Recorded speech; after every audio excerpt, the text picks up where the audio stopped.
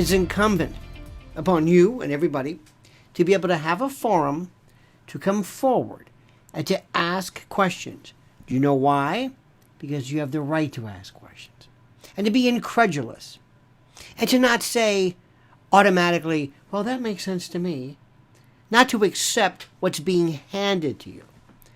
Because whenever there's something as horrible as this, I can tell you, and I know what I'm talking about.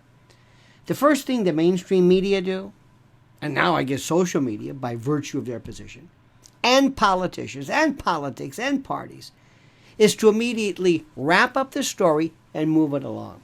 Nothing to see here. Don't ask any questions. We'll let you talk about this for a while. But once we say that's it, everybody out of the pool. I don't do that. Wow.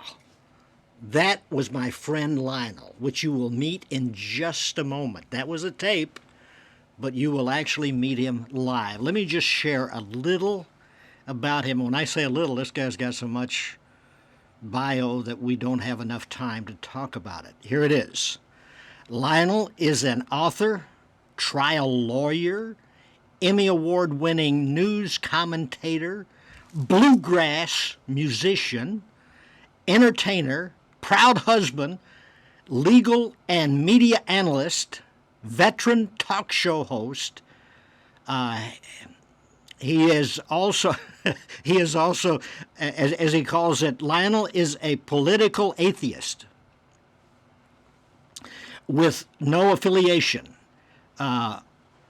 uncomfortable when too many agree with him. So I'll try to keep in that lane. Follow him at lionelmedia.com. We'll have a lot of this on the screen during the interview and then after. And on Twitter at 21 Lionel Media and Lionel Nation on YouTube. Lionel Nation on YouTube. Android TV, Amazon Fire TV, and Google Play. And now I want you to meet my 30-plus year friend, Lionel. He might be 31 now. I don't know, but good to see you, man. This makes my year. That was one of the best introductions. It's like a man who just recovered the ability to read after blunt trauma. It was incredible. My guest today is Herman Bailey. Okay, I like that because it adds a certain gravitas. What may appear to some to be hesitating is, in fact, no. It calls attention, which is why you were so great. Do you remember the first time you watched Action 60s? And this actually happened. I don't know if you remember, but your producer called me and wanted to have me come to the studio in Tampa, WFLA 97. And I thought she was joking. She said, Lionel wants to meet you. And I said, yeah. And she said, I'm not joking. And she said he is really a fan of Action 60s. And that's when I thought she was joking. I said, so then she continued. She said he would really like to meet you. Long story short, I walked in the studio. You were doing your radio show. You look up and you go, I've got to go to commercial. A guy just came in that I always wanted to meet. And you said, Herman Bailey, I'll be right back. And that was our first meeting. And then I sat down and you actually had me on live radio for, I don't know how long, hour or two. I am one, and I have said this before, for no reason other than great broadcasting. You had something then which was compelling. And now I know you're going to think I'm being disingenuous, as you are wont to do.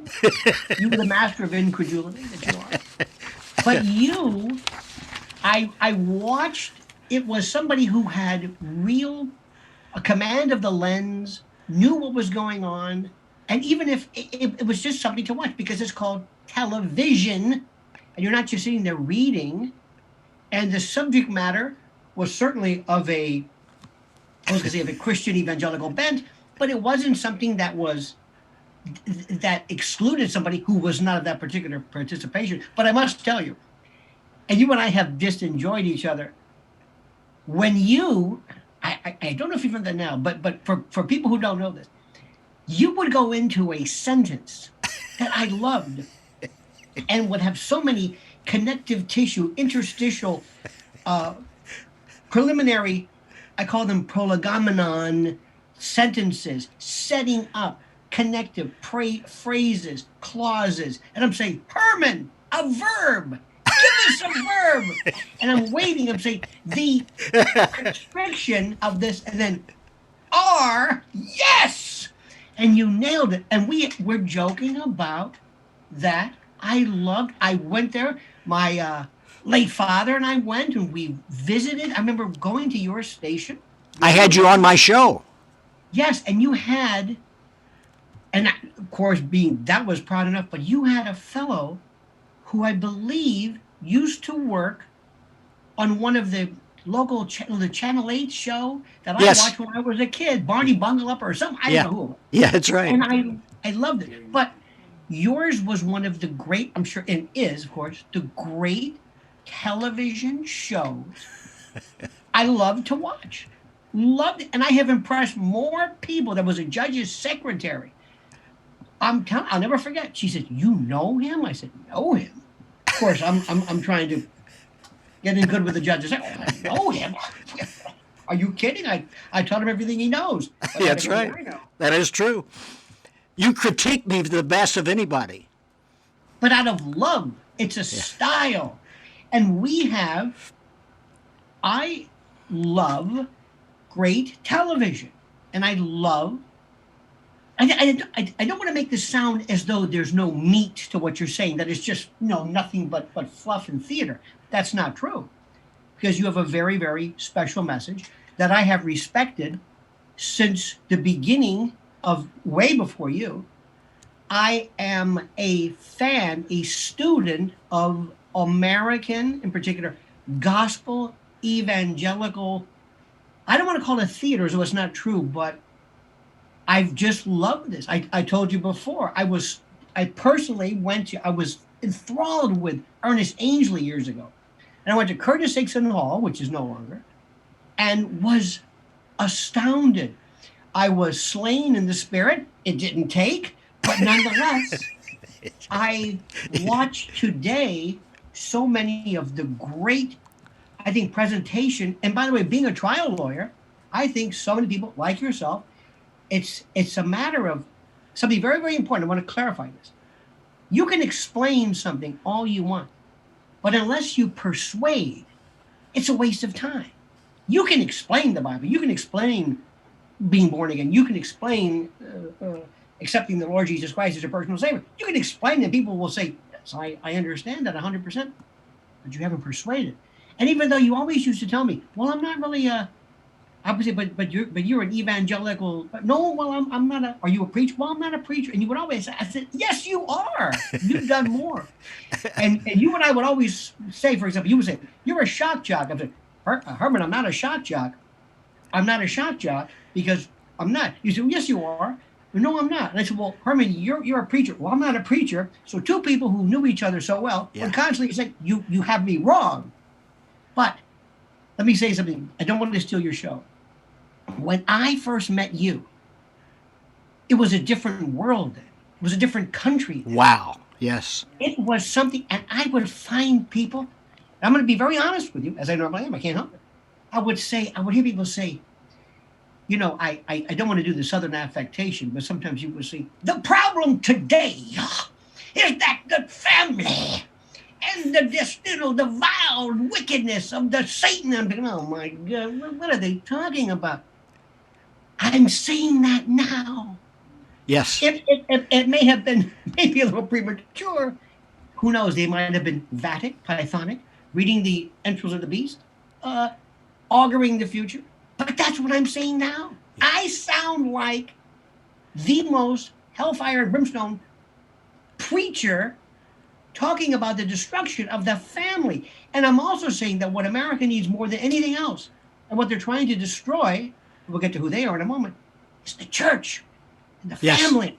Yeah. And any sense of faith, irrespective of what it is, Christian, Muslim, doesn't matter. There is an evil, dark, I call it the shadow government, that is trying to destroy every bit of connective tissue that we have in this country, from gender to family to dating to school to the exercise of faith, funerals, marriages. This is like nothing I've ever seen. I'm sorry, not to. We have speech police now. In other words, you're white privileged. Do you buy into that? Well, let me clarify one thing. I used to say we used to have the thought police, but what's worse is we have thought vigilantes. We have self-appointed citizens who do this as a form of an art form. It's they're going out of their way. This is something which amazed me to no end. Most people, I find, deep down inside, and I have been here over 30 years in New York, and I'm or 30 years. My wife has been in the entertainment business forever, and she's known every veritable permutation of humanity you can imagine, every sexual expression and gender, and we keep asking each other, where is this? Where are the trans? Who are these? What is this? Yesterday, by the way, I don't want to mention what time we are recording this. I don't want to date this at all. Notice I am wearing green. Anyway, there were so proud. Sports Illustrated announced its first transgendered, either multiracial, transgendered cover for their swimsuit edition. And I'm thinking to myself, who cares? Who was begging for this, pleading and treating? And I cannot live until we have a trans swimsuit model. It's this artificial acceptance of something nobody's clamoring for. If you had a daughter that was a top athlete, Yes. now they're going to put men that say they are women on a 100-yard dash Right. with a top female athlete, she's going to lose. Not only that, think about this for a moment. And this fascinates me. This was one of Joe Biden. I don't know if your show is political, but I'm going to say what I want. Joe Biden, I don't think he knows where he is. I think he's handcuffed to a radiator in some root cellar somewhere. I think they bring him out, they hit him with Adderall and B12, they cut a poke. He doesn't know where he is. That's right. He keeps yelling, who ordered the veal cutlet? This man has the nuclear code. He actually said that the other day, where am I? And he wasn't being theoretical or, sometimes he was, where am I in the pathway of my life? He wasn't meaning it. He meant literally, help me. Did you see him in the picture? He was at a Home Depot walking around yelling.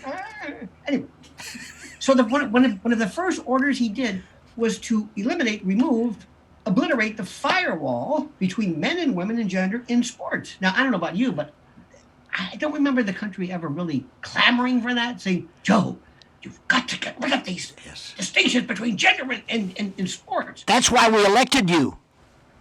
Well, right, exactly. So anyway, imagine this. Imagine you have some, and I've seen this, you've seen this, a daughter, Morgan. And little Morgan has gone to soccer camp for her whole life, hoping to get that scholarship to wherever it is. Morgan is every summer, every day, she's all stout, all county, all district, and this. And then all of a sudden, one day, there's this 6'2", 190-pound Herman or Hermana who shows up. And Hermana is, this isn't fair. All of a sudden, Morgan is not even on the list anymore.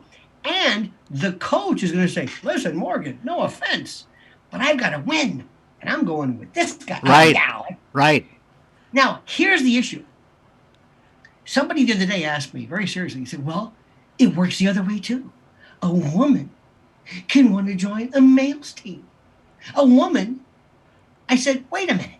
What woman is going to qualify for the NBA? Yeah. What woman is going to qualify for the men's weightlifting? I said, it doesn't work that way. That's right. It's only one way. Yeah. And here's the best part.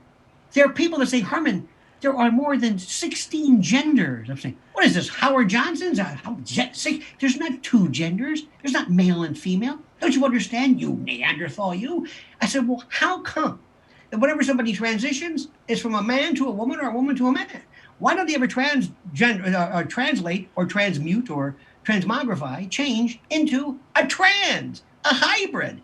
I'm neither or. I'm neither. I'm not a woman. I'm not a man. No, it's a man wants to become a woman or a woman wants to become a man. I thought you just told me there weren't two genders. That's They right. can pick whatever they want. Why not be a Venusian? Why not be a mollusk? Something else.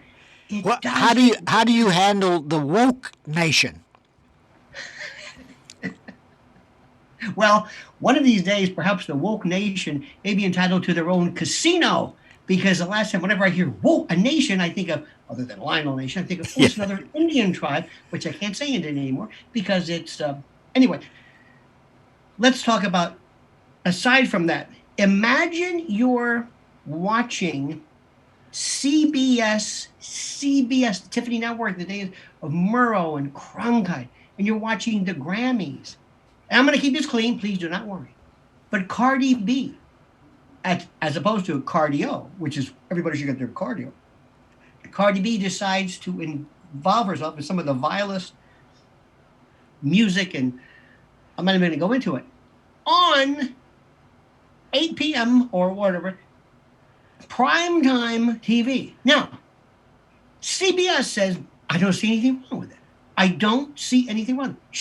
Look what she's doing. Yeah. Now, it's the empowerment of women.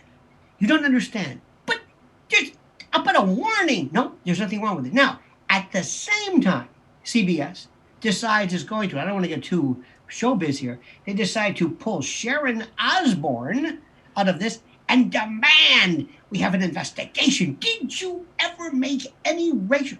So they show this hyper punctilious focus on something that Sharron Osbourne may have said in a private conversation, but think nothing over the corruption to the morals. Yeah. What if little girls are watching this and you're saying, this is the standard for women's empowerment? Lionel, it's become insane. I mean, the only way you can, I mean, it's insanity. Like Osborne, who has a friend, and her co-host is looking at her and saying, well, I know you're not racist, but you know him, and he is, but he isn't. I mean, so you become a racist because you talk to somebody that is called, for example, you're my friend. Right. I mean, you could become, because they figure out that Herman Bailey believes the Bible, and the Bible has, in their opinion, racist comments, then Lionel is also racist. Well, as you know, I thoroughly enjoy that. Anything, because I love controversy is the spice of life. But here is the thing what you don't understand. I just want consistency. That's all I want. Now, look, I don't want to also play the old codger, the curmudgeon, the coot, the senescent dotard, hobbled by decrepitude, who said, these kids today. Now, I understand that there were times, maybe in your parents' generation or mine, where they would say, you know, this Elvis Presley is just this is just, you know, he's a hound dog, and he's just this horribly gyrating. And I know there were times when they thought Wake Up Little Susie by the Everly Brothers was condoning extramarital, but in fact, they fell asleep at a drive-in. It didn't matter. Okay, we went from that to Cardi B. Yeah. We also have, here's something else which is important. And by the way, Biden likes her. Biden doesn't know who she is. He thought Cardi B, her real name, it sounds like Cialis, which is another story. I don't even know who she is. So anyway, so then you have this other aspect of this. This is the most incredible. There are some things which I do not understand. And that is, this is the globe. And we have on this globe little demarcations called sovereignty, jurisdictional separations between one country and another. Nothing personal. We just need, it's like you have property. You have to have it, you know, we have to have it parceled out. It's called a survey. You have to know where you are. Now, up till now, nobody ever questioned, well, can I just go into France? No. Can I just go into France and sign up for free healthcare? No. Why? Well, you're not French. Okay. Years ago, that made sense. Now, the Democratic Party, let's call it what it is, whatever this iteration of Democratic, and I submit to you respectfully, they are not Democrats. It's the Democrats.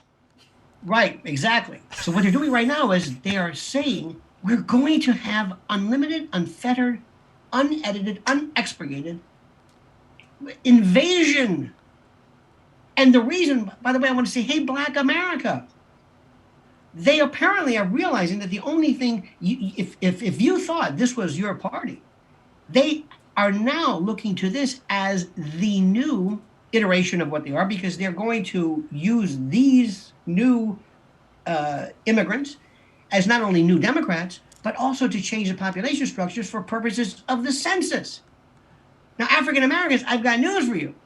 If you think, if you didn't get the memo, I don't know what to tell you. And let me also add something, and I don't want to break it to anybody, but a friend of mine was very upset with me when I said this. George Floyd is not a hero. George Floyd did not die.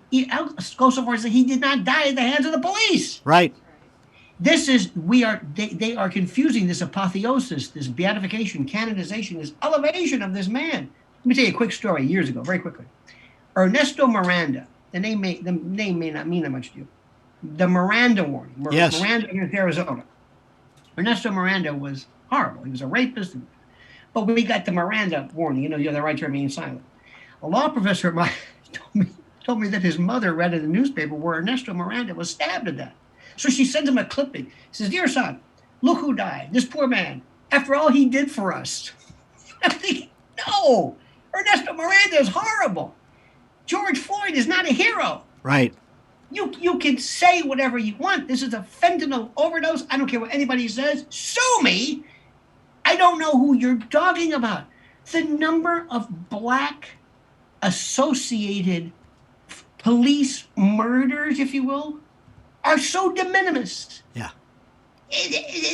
So we create new fiction, new fantasies, new talking points. And I'm $27 million from the same people who wanted to defund the police department. It doesn't make any sense. No. None of it. It's beyond insanity I can deal with. They don't even agree that in that Intifada, the people that it cost billions of dollars in Seattle and Portland, burning buildings. Well, you're talking about Antifa. Antifa, yes. Antifa is probably next. I think Yeah, that's right. I think the Palestinians might. Excuse me, Antifa. Didn't have it in my notes. Well, that's okay. Years ago, by the way, we have an ambulance service in this town called Hatzalah. It's maintained by Hasidic Jews. A friend of mine on the radio referred to it as Hezbollah. No. But anyway, no, it sounds alike, but not really. I must have been on that program.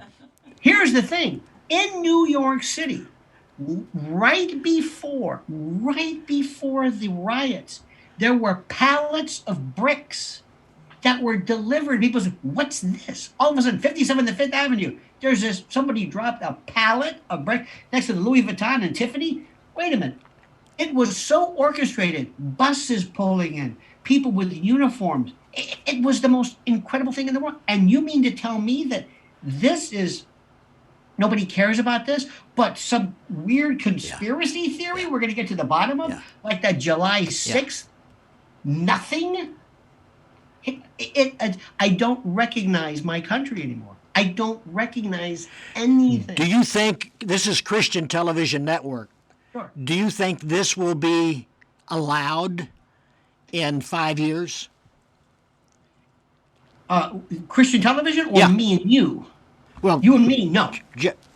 You and me, no. That will not. That won't be allowed now.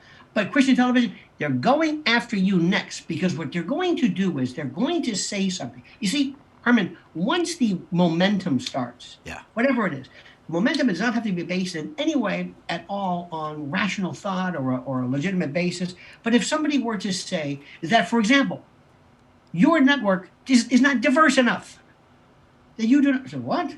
Or they will say something when, it's funny that you have been and somebody will make up a narrative. This is part of the Southern Christian preaching world that has been predominated by, which was the tool of the Klan. I mean, don't make, and you'll say, what? It doesn't matter. Once that narrative is created, then the momentum starts. And let me explain to you. I love the study of crowds. Gustave Lebron has he was the seminal psychologist regarding this. Have you ever seen starlings move? Birds called murmurations. These beautiful, like ink blots, they fly in perfect unison across the sky. Schools of fish and how birds migrate. There's a science, there's a psychology of the crowd. Wow. And you lose your individual identity for being a part of the unit. We have murmurations of humanity today that are led by either fad, not decorum, but just this moment of being a part of something, and they will say things, Wow. and they will believe in things because it becomes. Look at the proliferation of tattoos. The same motivation that takes somebody to mar their body is going to take something which doesn't make any sense. We have 1 minute left. Well, you might have 1 minute. How dare you? How dare you truncate this moment of absolute lucidity? But anyway, I apologize. I am so honored, appreciative of you being on with me. Words cannot cover how I feel. I have been so excited I kept looking at the clock, checking to make sure. Are they going to send me this call? Are they going to send me the Zoom information? Are they going to send this?